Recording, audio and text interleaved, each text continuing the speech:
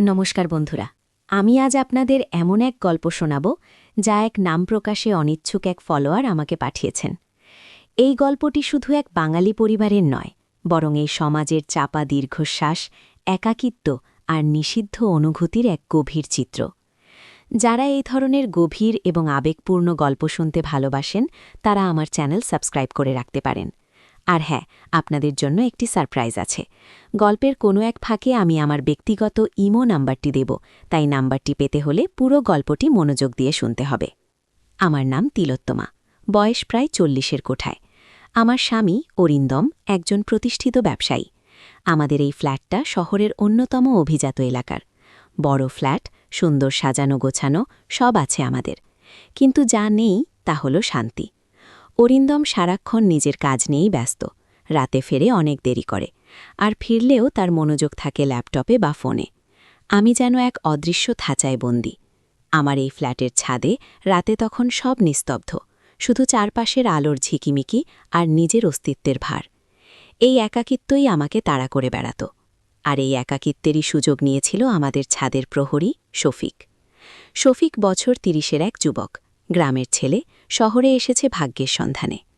আমাদের ফ্ল্যাট বিল্ডিংয়ের পুরনো এই প্রহরী, তার মুখে সবসময় একটা অমায়িক হাসি লেগে থাকত, কিন্তু সেই হাসির আড়ালে যে এক গভীর আকর্ষণ লুকিয়েছিল তা আমি প্রথমে বুঝিনি।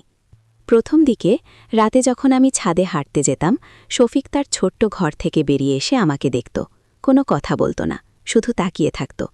সেই দৃষ্টিতে কোনো কৌতূহল ছিল না, বরং ছিল এক অদ্ভুত সমীহ আর কি যেন একটা। আমি অস্বস্তি বোধ করলেও তার উপস্থিতি আমাকে আর একা বোধ করতে দিত না। এক ধরনের অদ্ভুত নিরাপত্তা অনুভব করতাম। একদিন রাত প্রায় 11টা, আমি ছাদে হাঁটছিলাম। হঠাৎ শফিক আমার সামনে এসে দাঁড়াল, তার হাতে একটা মগ। মাসিমা, চা খাবেন? তার গলার স্বরটা কেমন যেন নরম, একটু কাঁপা কাঁপা। আমি অবাক হয়ে বললাম, এই রাতে তুমি কি করো? কিছু না মাসিমা, এমনিই বানিয়েছিলাম। ভাবলাম আপনি একা একা হাঁটছেন, যদি একটু শীত লাগে। আমি একটু ইতস্তত করলাম, কিন্তু তার সরল মুখ দেখে হ্যাঁ বলে দিলাম। সে আমার হাতে মগটা দিয়ে নীরবে দাঁড়িয়ে রইল। সেই রাতের চাটা ছিল অন্যরকম। হয়তো তার হাতে তৈরি তাই, নাকি ওই রাতের নীরবতা, ওই ফিসফিস বাতাস আর তার উপস্থিতি সব মিলিয়ে অন্যরকম লেগেছিল। তারপর থেকে এই রাতের বেলা ছাদে আসাটা আমার অভ্যেসে পরিণত হল। আর শফিকেরও। প্রায় রাতেই সে আমাকে চা বানিয়ে দিত, কখনো একটু বিস্কুট। আমরা পাশাপাশি বসতাম, যদিও সব সময় একটু দূরত্ব বজায় থাকত। সে আমার জীবনের কথা শুনত, আমার একাকিত্বের কথা। আমি জানতাম আমার স্বামী এসব জানলে কি ভাববে, কিন্তু সেই মুহূর্তে ওই ছাদের অন্ধকারে তার পাশে বসে আমি যেন সব ভুলে যেতাম। একদিন আমি ভীষণ মনমরা হয়ে ছাদে বসেছিলাম। অরিন্দম আবার এক জরুরি কাজে বাইরে চলে গেছে, ফিরবে পরদিন সকালে। আমার চোখ দিয়ে জল গড়িয়ে পড়ছে। হঠাৎ শফিক এসে আমার পাশে বসল। মাসিমা, কাঁদছেন কেন? তার গলার স্বরটা এবার আরও নরম, আরও কাছের। আমি কিছুই বলতে পারছিলাম না, শুধু বললাম, একাকিত্ব শফিক, খুব একা লাগে। সে আমার দিকে তাকালো, তার চোখে ছিল এক ধরনের সমবেদনা। সে আমার হাতটা আলতো করে ধরল। আমি চমকে উঠলাম, কিন্তু হাতটা সরিয়ে নিলাম না। সেই স্পর্শে ছিল না কোনো নোংরামি, ছিল এক গভীর নির্ভরতা। আপনি একা নন মাসিমা, আমি আছি। তার এই কথাগুলো যেন আমার ভেতরের সব বরফ গলিয়ে দিল। আমি তার দিকে তাকালাম। রাতের আলোয় তার মুখটা আরও সুন্দর দেখাচ্ছিল, তার চোখে এক অদ্ভুত মায়া। আমাদের মধ্যে যে শারীরিক দূরত্ব ছিল তা যেন এক অদৃশ্য সুতোয় বাধা পড়তে শুরু করেছিল। কিন্তু এটা ঠিক নয় শফিক, আমি ফিসফিস করে বললাম। কি ঠিক নয় মাসিমা? ভালোবাসা কি ঠিক নয়, নাকি একাকিত্ব? তার এই প্রশ্নটা আমাকে স্তব্ধ করে দিল। সে কি বলতে চাইছে? আমি তার দিকে তাকিয়ে রইলাম। আমাদের চারপাশের নিস্তব্ধতা যেন আরও ঘন হয়ে এলো, শুধু আমাদের হৃদস্পন্দন শোনা যাচ্ছিল। সেই রাতে আমরা আর চা বা বিস্কুট নিয়ে কথা বলিনি, শুধু একে অপরের চোখের দিকে তাকিয়ে রইলাম। সেই চাহনিতে ছিল অব্যক্ত অনেক কথা, অনেক আকাঙ্ক্ষা। আমার ভেতরটা কাঁপছিল। একদিকে যেমন ভয় ছিল, অন্যদিকে ছিল এক তীব্র আকর্ষণ, যা আমাকে চুম্বকের মতো টানছিল। মাঝে মাঝে মনে হয় জীবনের সব নিয়ম ভেঙে ফেলি, সব সামাজিক বিধিনিষেধ তুচ্ছ করে। আমি নিজের অজান্তেই বলে ফেললাম। শফিক আমার দিকে আরও একটু এগিয়ে এলো। তাহলে কেন ভাঙবেন না মাসিমা? তার কণ্ঠস্বর এখন যেন আমার কানের পাশে ফিসফিস করছে। আমি তার দিকে ঘুরলাম। আমাদের মুখগুলো খুব কাছাকাছি, তার নিঃশ্বাসের উষ্ণতা আমার মুখে লাগছিল। আমার হৃৎপিণ্ড দ্রুত গতিতে ধুকপুক করছে। এই দূরত্ব, এই নিষিদ্ধ আকাঙ্ক্ষা সব মিলে এক উত্তেজনার সৃষ্টি করেছিল। কিন্তু অরিন্দম, আমার গলা শুকিয়ে এলো। অরিন্দম বাবু তো আপনার পাশে নেই, তাই না? তিনি নিজের জগতে ব্যস্ত। আর আপনি ভালোবাসতে চান মাসিমা, এই একাকিত্ব থেকে মুক্তি চান। তার কথাগুলো যেন আমার মনের গভীরে থাকা সব কথা বলে দিচ্ছিল। আমি আর নিজেকে আটকাতে পারছিলাম না। তার দিকে আরও ঝুঁকে পড়লাম। আমাদের ঠোঁট একে অপরের খুব কাছে। আমি জানি এটা অন্যায়, এটা পাপ, কিন্তু এই মুহূর্তে এই নিষিদ্ধ প্রেমের হাতছানিকে উপেক্ষা করার মতো শক্তি আমার ছিল না। শফিক আমার ঠোঁটে আলতো করে চুমু খেল। সেই চুম্বনে ছিল এক ধরনের প্রতীক্ষা, এক ধরনের অধিকার। আমি চোখ বুজে ফেললাম। সেই মুহূর্তে মনে হলো আমি অন্য কোনো জগতে পৌঁছে গেছি, যেখানে শুধু আমি আর শফিক, আমাদের ভালোবাসা, আমাদের আকাঙ্ক্ষা। কিন্তু তখনই দূরে কোথাও একটা কুকুরের ডাক শোনা গেল। সেই ডাকটা যেন বাস্তবতায় ফিরিয়ে আনল। আমার মনে পড়ে গেল আমি কে, আমার কি পরিচয়। আমি চোখ খুললাম। শফিক তখনও আমার দিকে তাকিয়ে আছে, তার চোখে একই রকমের আকুলতা।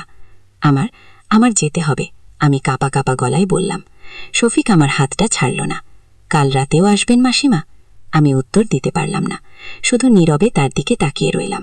আমার ভেতরটা তখন এক আলোড়নে তোলপাড়। ভয়, আনন্দ, অপরাধবোধ আর তীব্র ভালোবাসা সব মিলেমিশে একাকার। পরদিন সকালে যখন আমি ঘুম থেকে উঠলাম, আমার মনে হচ্ছিল সবকিছুই স্বপ্ন ছিল। কিন্তু আমার ঠোঁটে তখনও লেগেছিল শফিকের চুম্বনের স্পর্শ।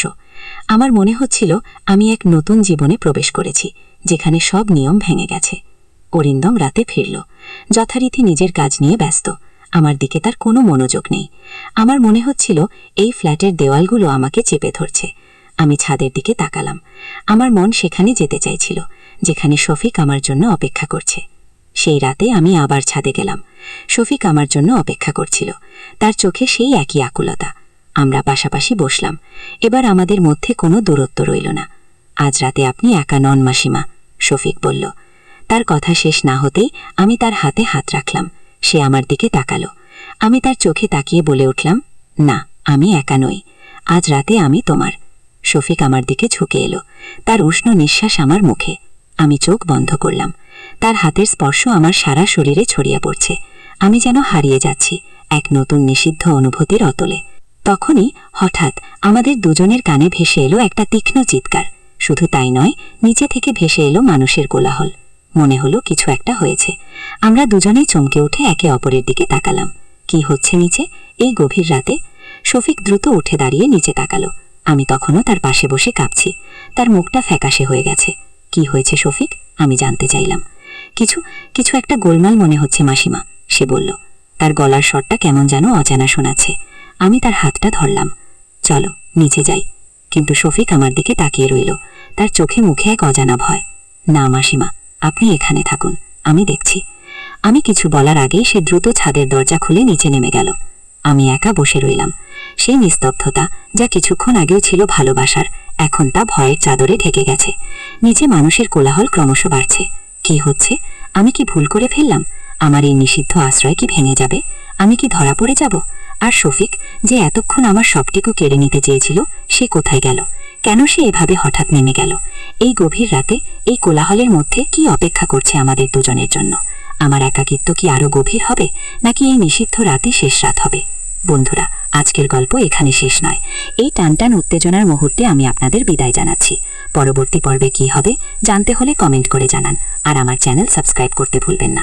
দ্বিতীয় পর্ব আসছে খুব শীঘ্রই। এই গল্পের পরবর্তী অংশ এবং তিলোত্তমার ইমো নাম্বার পেতে হলে অনুগ্রহ করে কমেন্ট করে জানান।